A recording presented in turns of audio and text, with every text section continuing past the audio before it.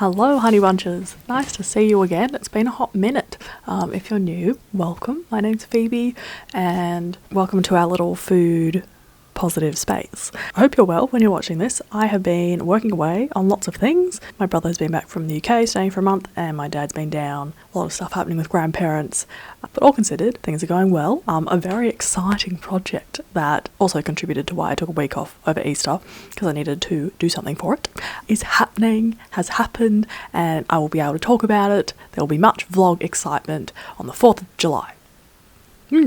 Truly teenage fangirl, aesthetic, ultimate alignment, bit of a foot in the door, personal fist pump moment.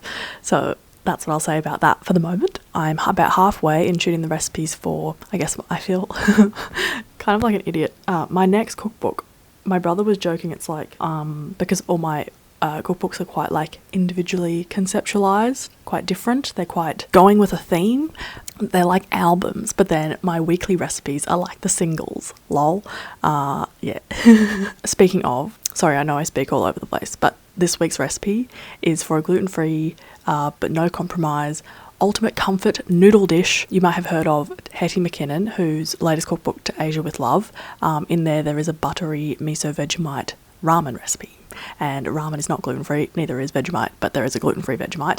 And I found the perfect noodles to make it chewy and comforty, and also I've adjusted it to my salty preferences because a lot of people say that it's a bit too salty. Her recipe, oh my goodness, you've got to make it. So simple, and I love publishing a simple recipe that has like 4 ingredients because you can make it, and because it really completes the spectrum of, like, I know my version of easy is not always people's version of easy in the kitchen. It's very delicious. That's this week's recipe. It's fabulous. Also, another little website related thing, there is now a like button on the recipes, and it might seem like you can press the like button indefinitely, but it will only, when you reload the page, it will only count your like once because it's about servers. But point being, you can now show your appreciation for recipes. I don't think we'll add comment sections to the website. I just don't feel like that's the highest priority, but there is now a way to show engagement and who's made it. So yeah, feel free to go back as well and like the ones you've made.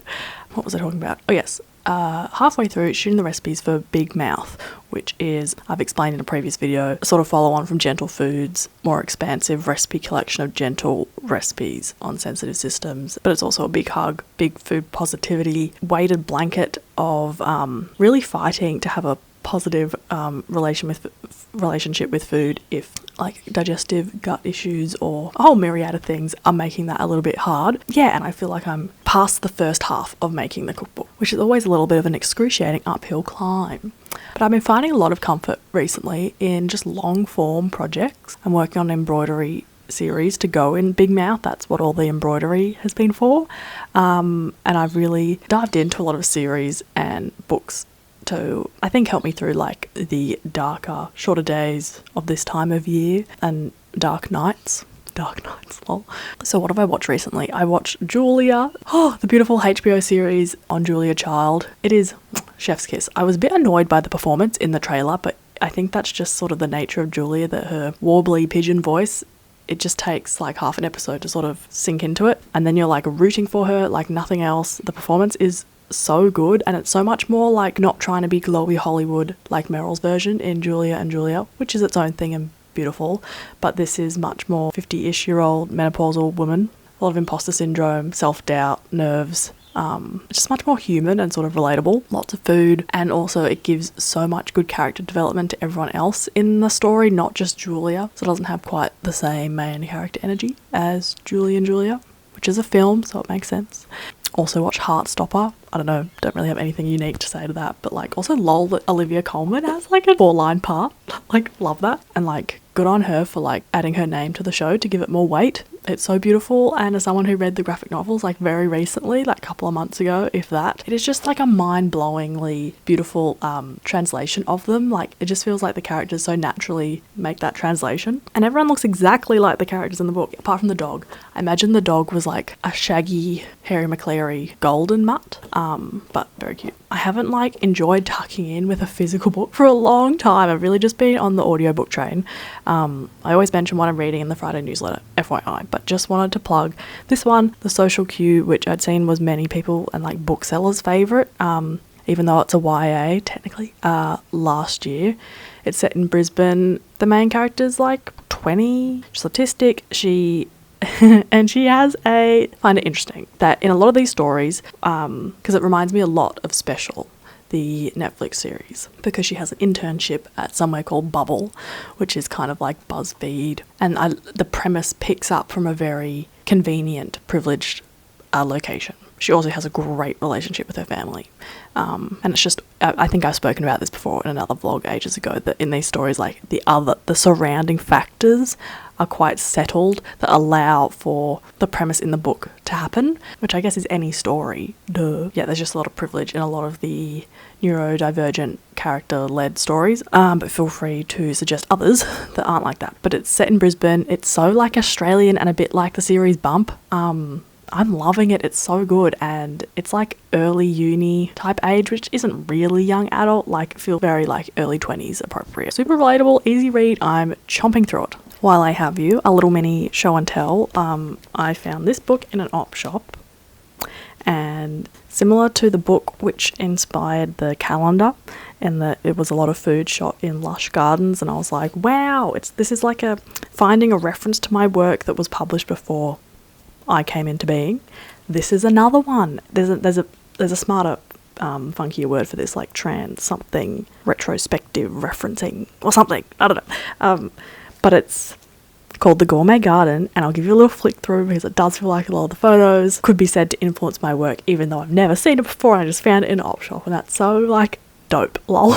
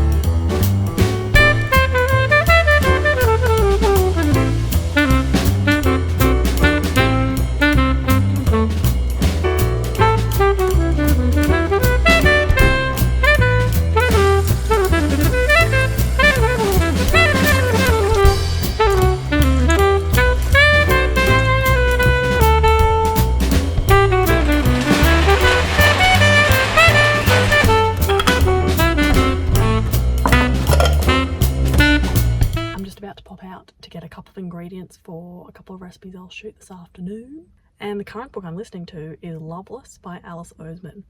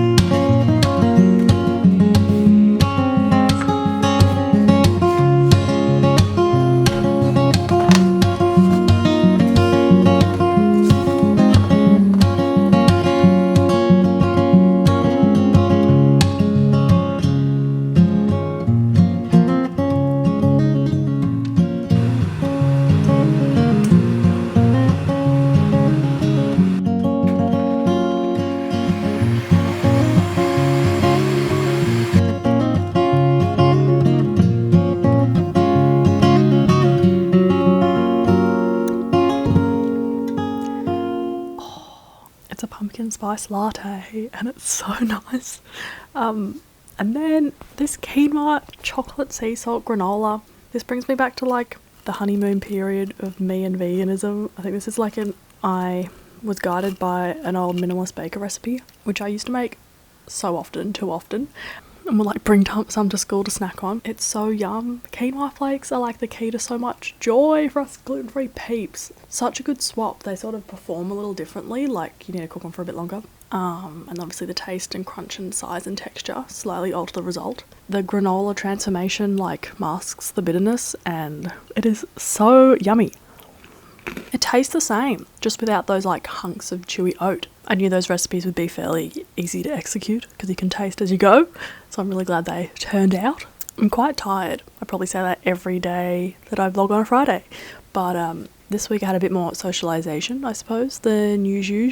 Met up with super duper lovely mentory people. Mine, like an old tutor from uni, and their partner, who I got to know quite well, and that was so nice. And then I had a few rehearsals for a choir performance thing, which has come about through very sad circumstances, but it's very nice to sort of, and wholesome to sing in a choir again. I was in a choir for like 10 years growing up, and I don't know if you feel like this. I feel like this links to all the young adult YA stuff I've been consuming. It's like so nice to look back on that with sort of older goggles and a slightly more mature brain and do some meaning making of that tender time that was lived with a relatively baby brain and like quite fast.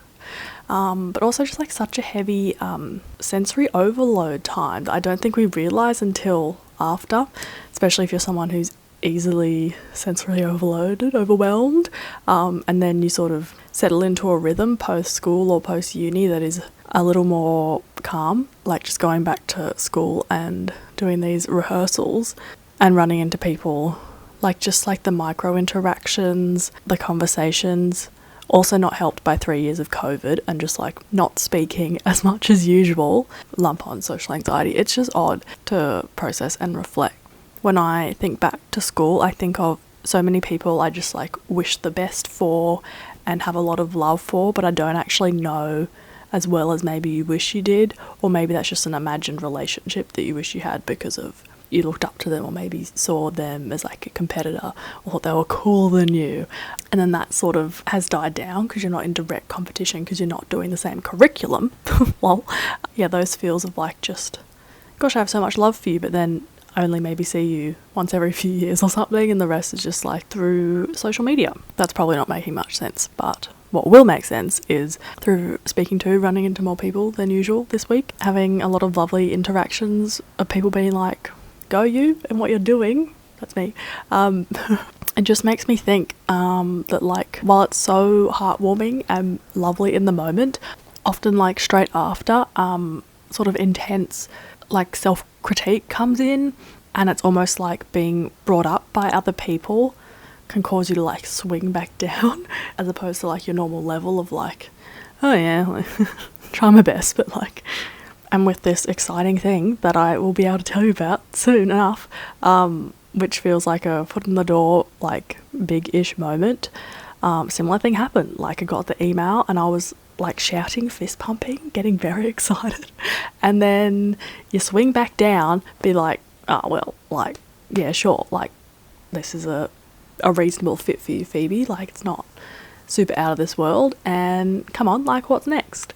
I don't know what my point is exactly, but perhaps that when we have like a good thing or you see someone being complimented, I don't know, does anyone just take a compliment as just a positive thing and just let it lift them up? Or any sort of award or like societally obvious like boost or lift or success, that's the word. There's probably a lot of self-critique and a swing back that happens sort of like when there's a funeral or someone dies and people rush in with support. It's when the support stops that like that can be a really excruciating, dangerous time for the bereaved. Not quite the same. It is so nice to be a granola girl again. And like a sweet, almost dessert granola girl, not like a healthy paleo nut seed based one that is tiring to chew. On the school front though, I was thinking as I went to sleep last night, like, what is the solution to have a good school experience? I think, well, being like a very chilled out person is the main key to that. But if you are a sensitive person, as I said, have a lot of love for pretty much most of the people I went to school with. I think just because you sort of go through a certain time, a vulnerable time together, and even if people were not the nicest, or you just, you know, weren't best buds, you can still have so much appreciation for people, which is how I feel. However, when I see people in real life, it seems to be, I don't want to sound all dramatic, but like a bit of a triggering process, and then it brings up all this stuff which you felt when you were like 15, and it's not on them or anything, but I'm like, what is the solution? Like, what would my therapist say? Would you, like, you can't have individual healing conversations with everyone in your year if your year had like 80 people in it. But I don't know about you, I am constantly making a mental list in my head of things I wish I learnt in school, which are often just things about what it means to be human, emotional maturity stuff. And maybe the solution is more like circle time stuff. I know it sounds so dorky, but we had a couple of like sex education, but it was more like past the obvious stuff. It was more like, I don't know, just the tail end of that topic, done in a sort of, when we're all a bit more mature and we can just like have a sharing time. And I guess maybe that's what purpose reunions serve and stuff, but you sort of don't get to that maturity period in school. You sort of just go out into the world before you can do that. So you don't really get everyone back together to do the healing, you know? Not to say school is traumatic for everyone, and at the time wouldn't say it was for me, but for some reason, anything school related, it is a little prickly and tender and just exhausting because it just brings up so much. But I'm going to unwind with my book because it is so dang lovely to like be so into a book that you just want to pick it up and consume it as much as a gripping series.